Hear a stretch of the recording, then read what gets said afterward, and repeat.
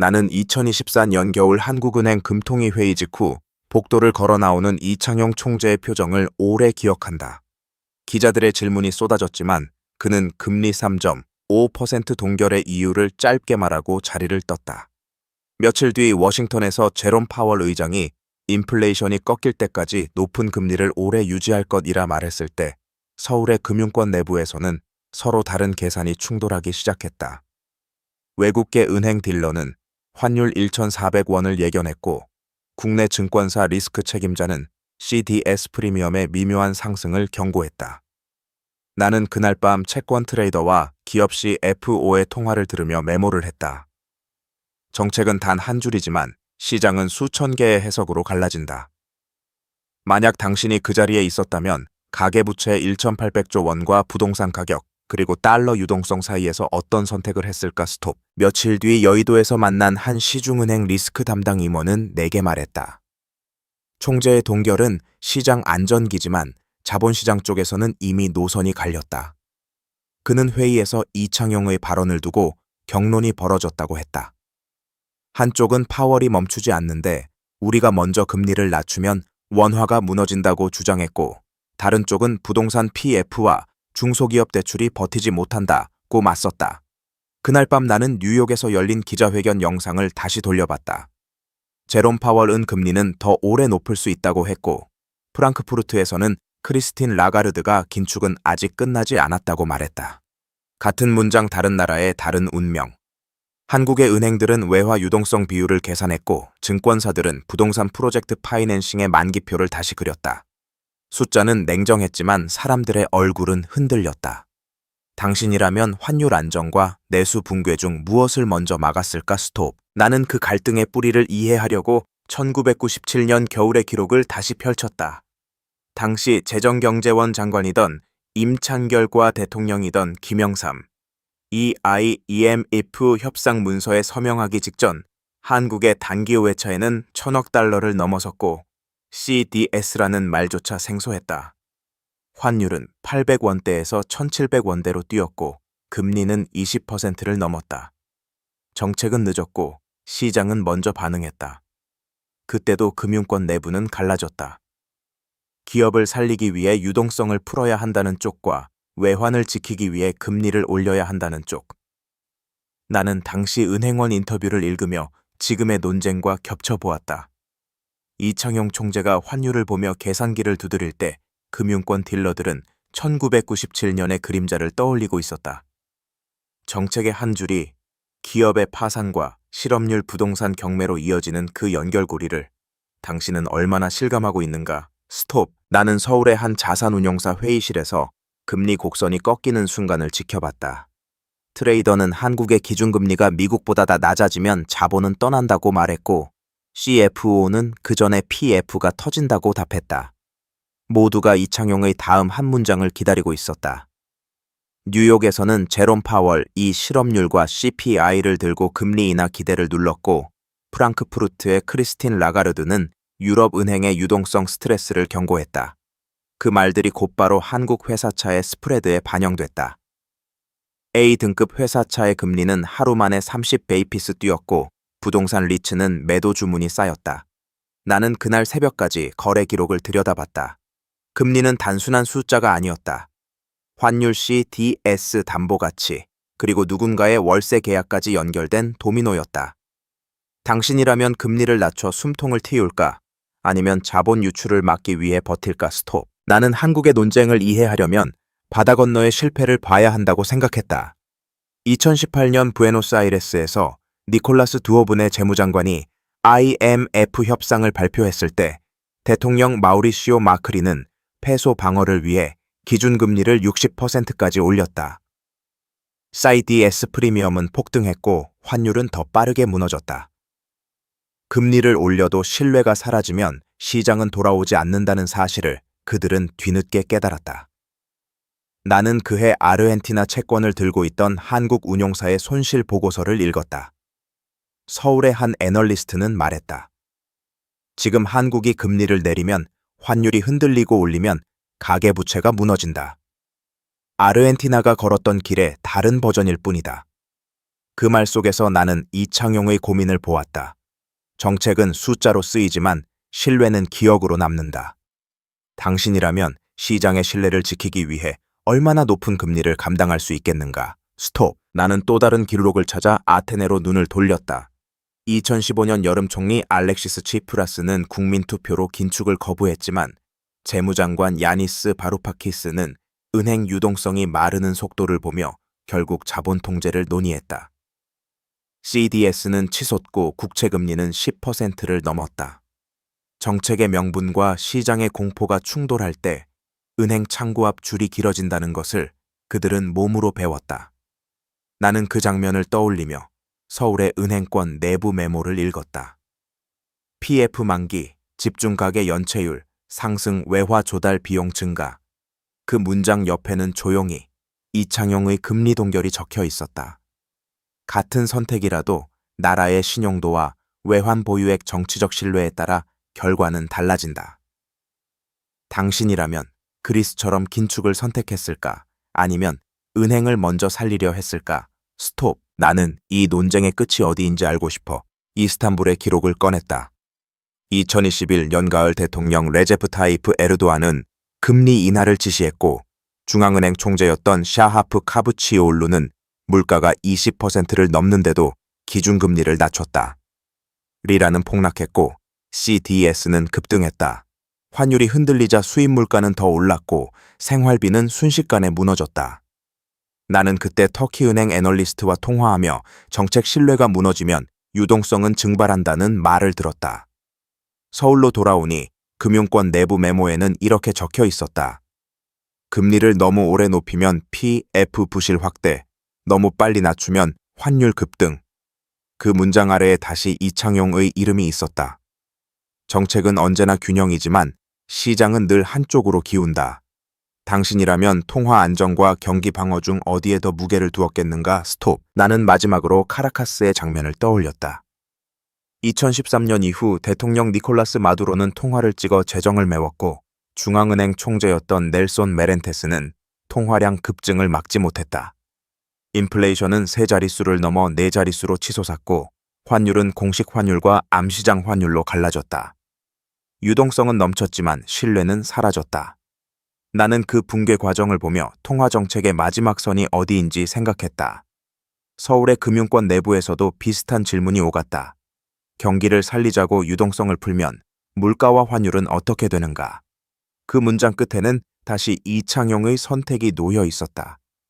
금리 0.25%포인트의 조정이 사소해 보일지 모른다.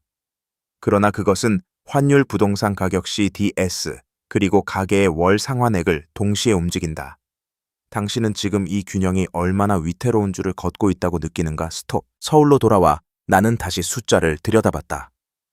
기준금리 3.5% 가계부채 1,800조 원 부동산 거래량 급감. 한 시중은행 부행장은 내게 말했다. 지금 0.25%포인트만 올라도 연체율이 달라진다. 그가 언급한 보고서에는 변동금리 대출 비중과 DSR 수치가 빼곡했다. 반면 다른 증권사 리서치 센터장은 환율이 1,400원을 넘으면 외국인 자금이 빠져나간다고 경고했다. 그 논쟁의 중심에는 여전히 이창용이 있었다. 그는 공개석상에서 가계부채의 구조적 위험을 말했지만 동시에 급격한 긴축의 부작용도 인정했다. 나는 워싱턴 발언을 다시 떠올렸다. 제롬 파월이 말한 하이퍼 포롱거는 단순한 문장이 아니었다. 그것은 한국의 회사차의 금리 부동산 PF 차환 비용, 그리고 자영업자의 이자 부담으로 번역되고 있었다. 정책 결정이 시장 반응을 거쳐 개인의 삶으로 스며드는 이 속도, 당신은 체감하고 있는가? 스톱. 나는 부동산 PF 만기표를 펼쳐놓고 한 건설사 CFO와 마주 앉았다. 그는 낮은 목소리로 말했다. 차환 금리가 2%포인트만 더 오르면 현금 흐름이 끊깁니다. 그 순간 나는 이창용, 이 왜 가계부채와 부동산을 반복해서 언급하는지 이해했다. 금리가 오르면 은행의 연체율이 오르고 연체율이 오르면 대손 충당금이 늘고 그 여파는 다시 신용경색으로 이어진다. 그러나 다른 쪽 방에서는 외환 딜러가 모니터를 보며 말했다. 미국 10년물 금리가 다시 뛰면 원화는 바로 반응합니다.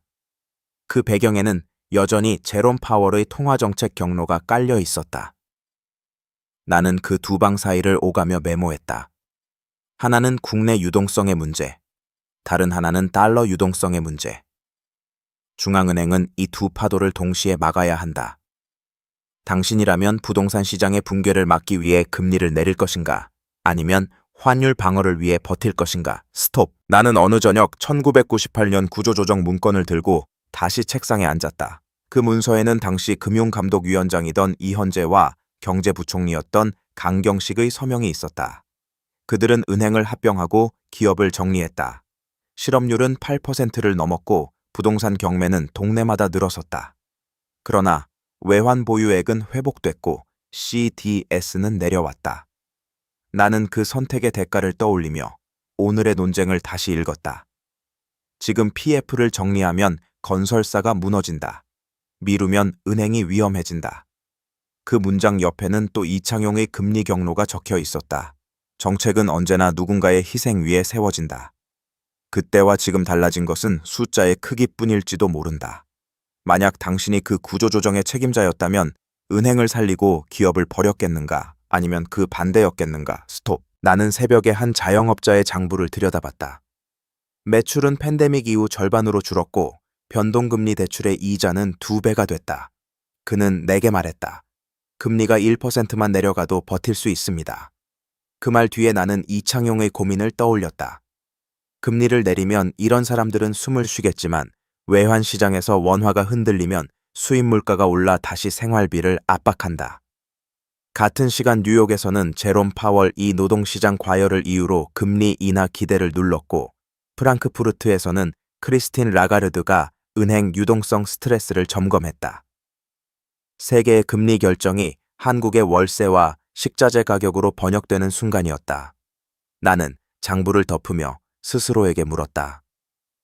중앙은행의 숫자가 한 가정의 저녁 식탁을 바꾸는 이 연결고리 당신은 어디까지 책임질 수 있다고 생각하는가? 스톱. 나는 다시 채권 시장의 심장부로 걸어 들어갔다. 한 외국계 은행 트레이더는 모니터를 가리키며 말했다. 한국 5년물시 DS가 조금씩 올라가고 있습니다. 숫자는 작았지만 의미는 컸다. 그는 이창용의 다음 발언을 기다리고 있었다. 금리를 동결하면 부동산 PF가 숨을 쉬고 인상하면 외환시장이 안정을 찾는다.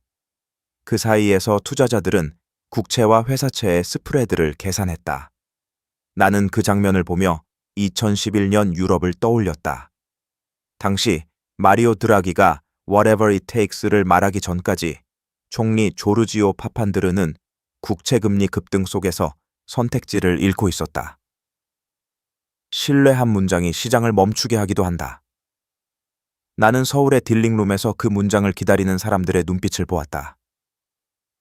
중앙은행의 한 문장이 CDS와 환율, 그리고 누군가의 해고 통지서로 이어질 때 당신은 그 책임의 무게를 어떻게 견디겠는가? 스톱. 나는 정부 청사 앞 카페에서 한 기획재정부 관료와 마주 앉았다. 그는 커피잔을 돌리며 말했다. 재정으로 버티기엔 세수가 줄었고 통화로 풀기엔 환율이 불안합니다. 그 말은 곧 이창용과의 보이지 않는 줄다리기를 의미했다. 재정은 확장을 원했고 통화는 균형을 원했다. 나는 2010년 브뤼셀 회의록을 떠올렸다. 당시 독일 총리 앙겔라 메르켈은 긴축을 요구했고 프랑스 대통령 니콜라 사르코지는 은행 안정기금을 주장했다. 그 충돌 속에서 유럽의 국채금리는 출렁였고 CDS는 널뛰었다. 정책의 속도와 방향이 다르면 시장은 혼란을 먼저 반영한다. 서울에서도 비슷한 긴장이 흘렀다. 추경과 금리 환율과 부동산 대책이 서로 다른 리듬으로 움직였다. 나는 그 균열을 보며 물었다. 재정과 통화가 서로 다른 길을 택할 때 당신이라면 어느 쪽의 손을 먼저 잡겠는가? 스톱. 나는 어느 밤 은행 콜센터 녹취록을 들었다. 이자만이라도 미뤄주세요. 목소리는 떨렸고 상담원은 매뉴얼을 읽었다. 금리가 1%포인트 오르는 사이 수십만 가게의 월 상환액이 늘어났다. 그 숫자의 끝에는 다시 이창용의 결정이 있었다. 하지만 동시에 외환 딜러들은 $1 환율이 1,420원을 넘을 가능성을 계산했다. 나는 1997년 홍콩 방어전을 떠올렸다. 당시 재무장관 도널드 창과 행정장관 둥젠화는 금리를 급등시키며 헤지펀드 공격을 막았다. 그 선택으로 부동산 가격은 폭락했지만 통화는 지켰다. 정책은 언제나 대가를 요구한다.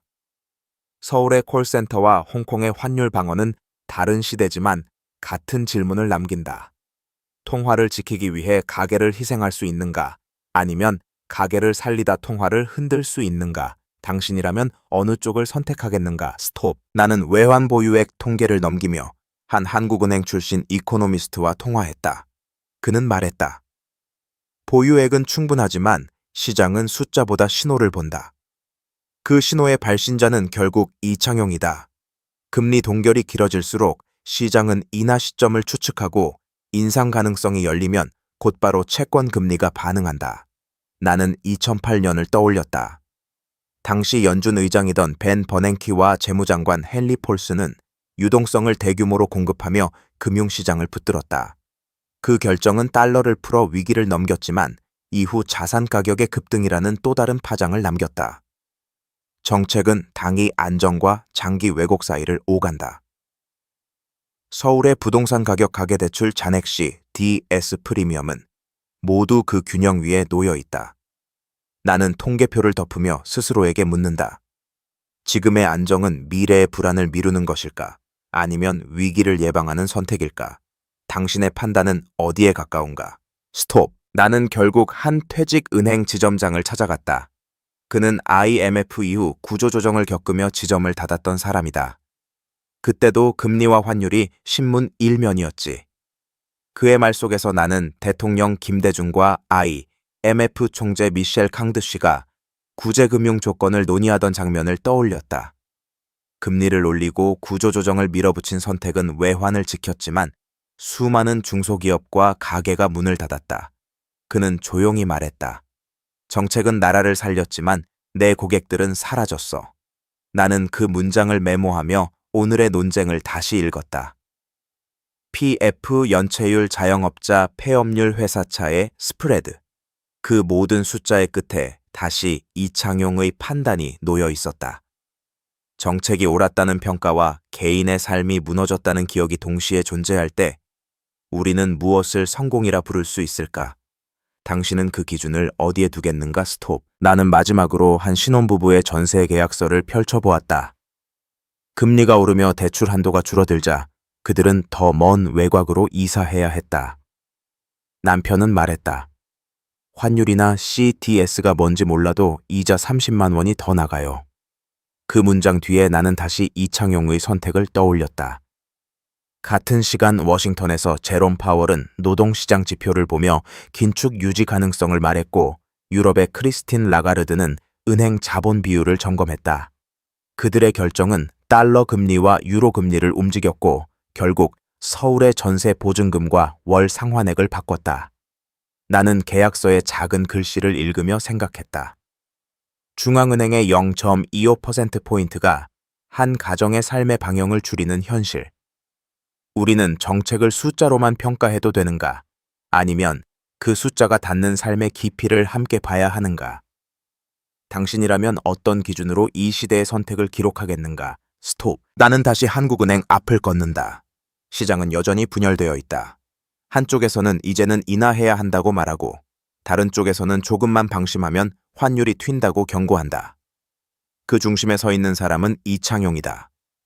그의 판단은 가계부채 1,800조 원 부동산 PF1달러 환율, 그리고 한국의 CDS 프리미엄을 동시에 건드린다. 멀리 워싱턴의 제롬 파월은 여전히 물가를 말하고 유럽의 크리스틴 라가르드는 금융 안정을 점검한다. 세계의 금리 시계는 각기 다른 속도로 움직이지만 그 진동은 서울의 은행 창구와 전세 계약서 위에 떨어진다. 나는 오랫동안 경제를 추적해왔지만 이번만큼 선택의 간극이 선명했던 적은 드물다. 금리를 지켜 통화를 안정시킬 것인가? 금리를 낮춰 가계를 숨쉬게 할 것인가? 정책은 언제나 정답이 아니라 선택의 기록일 뿐이다. 이제 질문은 남는다. 만약 당신이 그 자리에 앉아 있다면 무엇을 먼저 지키겠는가? 스톱. 나는 기록을 마무리하며 창밖의 불빛을 바라본다. 금융권 내부의 보고서는 여전히 갈라져 있다. 부동산 PF 부실을 먼저 정리하자는 의견과 환율 방어가 최우선이라는 주장 사이에서 이름 하나가 반복된다. 이창용. 그는 기자회견에서 늘 신중한 단어를 골라 말하지만 시장은 그 단어의 공백까지 해석한다. 같은 시간 워싱턴에서 제롬 파월은 인플레이션 기대를 잡겠다고 했고 프랑크푸르트의 크리스틴 라가르드는 은행 자본 비율을 점검했다. 그들의 발언은 금리 차이를 만들고 금리 차이는 환율을 움직이며 환율은 수입 물가와 가계의 장바구니를 바꾼다. 나는 올해 경제를 추적해왔지만 언제나 마지막 장면은 비슷하다. 숫자는 안정되었는데 사람들의 삶은 더 팍팍해졌다는 이야기, 혹은 반대로 사람들을 살렸지만 통화가 흔들렸다는 기록. 정책은 결국 시간 속에서 평가된다. 지금 우리는 그 한가운데 서 있다. 당신이라면 역사에 어떤 선택을 남기고 싶은가? 스톱. 나는 마지막 장을 덮기 전 다시 질문을 남기려 한다. 금융권 내부의 노선 충돌은 여전히 진행 중이다. 금리를 내려 부동산 PF를 연착륙시키자는 목소리와 환율과 CDS를 지키지 못하면 더 큰 위기가 온다는 경고가 맞선다. 그 한가운데에서 이창용은 숫자와 사람 사이의 균형을 찾고 있다. 멀리 워싱턴의 제롬 파월, 이 인플레이션 기대를 붙잡고 유럽의 크리스틴 라가르드가 은행 유동성을 점검하는 동안 서울의 자영업자와 신혼부부는 매달 이자 고지서를 연다. 정책은 국경을 넘어 개인의 삶에 닿는다. 나는 오랫동안 경제를 추적해왔지만 늘 같은 장면에서 멈춘다. 숫자를 지키는 것이 옳은가, 삶을 지키는 것이 옳은가. 중앙은행의 판단은 결국 한 시대의 기억이 된다. 이제 당신에게 묻고 싶다. 만약 내일 금통위 회의실에 앉아 있다면 당신은 어떤 선택을 기록하겠는가? 스톱. 나는 새벽 신문을 넘기며 마지막 메모를 남긴다. 금융권 내부의 보고서들은 여전히 서로 다른 결론을 가리킨다. PF 부실을 정리하려면 금리를 내려야 한다. 외화 유동성을 지키려면 더 오래 버텨야 한다. 그 논쟁의 중심에서 이창용은 환율 그래프와 가계부채 통계를 동시에 바라본다. 같은 시각 워싱턴의 제롬 파월은 노동시장과 CPI를 점검하고 프랑크푸르트의 크리스틴 라가르드는 은행 자본 비율과 CDS 움직임을 살핀다. 서로 다른 나라의 선택이 한 줄의 금리 차이를 만들고 그 차이가 원달러 환율과 한국의 회사차의 스프레드를 흔든다. 나는 수십 년 경제를 기록해왔지만 늘 같은 장면에서 멈춘다. 정책이 옳았다는 평가와 그 사이에서 삶이 무너졌다는 기억이 동시에 남는 순간. 그래서 나는 마지막으로 묻는다. 우리는 어떤 기준으로 이 시대의 선택을 판단해야 할까? 당신이라면 그 답을 무엇으로 남기겠는가? 스톱. 나는 이 긴 기록의 끝에서 다시 복도를 떠올린다. 기자들의 질문이 끝난 뒤에도 결정의 무게는 그 자리에 남아 있었다. 금융권 내부의 노선 충돌은 아직 끝나지 않았다. 금리를 내리면 부동산과 가계가 숨을 쉬겠지만 환율과 CDS가 흔들릴 수 있고 금리를 지키면 통화는 안정되겠지만 누군가는 문을 닫을 것이다. 그 갈림길의 중앙에 이창용이 서 있다.